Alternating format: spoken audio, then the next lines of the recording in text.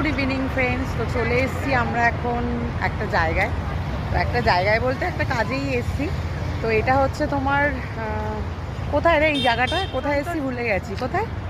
সন্তোষপুরে আমরা চলে এসেছি। তো এখানে একটা কাজেই এসেছি, দরকারে এসেছি। আর সাথে হচ্ছে দিশা আছে, আর সঙ্গীতা এখন গাড়ি বুক করেছে, গাড়ি আসছে না, তো তাকেই ফোন করছে।